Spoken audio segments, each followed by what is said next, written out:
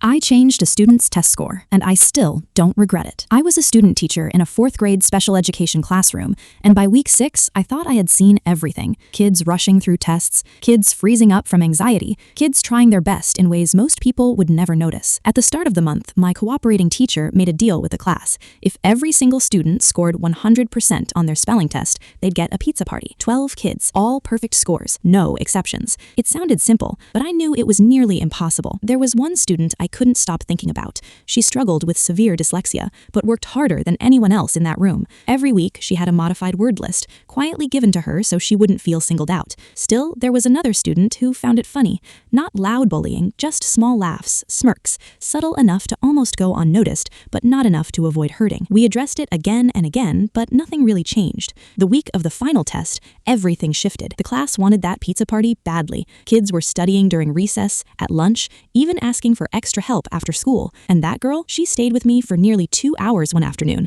practicing every single word until she got them right, over and over again. She didn't believe in herself, but she refused to quit. The next morning, she was waiting outside the classroom before anyone else arrived. Her eyes were red. She'd been crying. She told me she was terrified of being the one who ruined it for everyone. I told her the truth. She had worked harder than anyone, and no matter what happened, that mattered. She nodded, but I could tell she was still scared. When the test started, everything felt normal, until it didn't.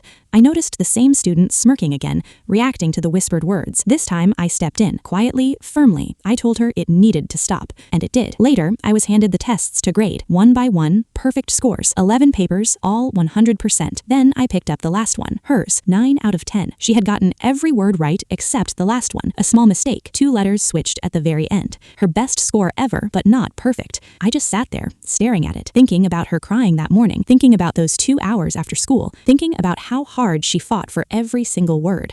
And I knew exactly what the rule was. No 100%, no pizza party. I also knew what I was going to do. I erased the mistake, fixed the letters, put the paper back. 4 seconds, that's all it took. When the results were announced, the classroom exploded with excitement. Kids cheering, laughing, celebrating. And her, she covered her face, then started smiling in a way I'll never forget. Pure relief, pure joy. Maybe I broke a rule, maybe I crossed a line, but sometimes the lesson isn't about perfection. Sometimes it's about recognizing effort and giving a kid a moment they'll actually believe they earned.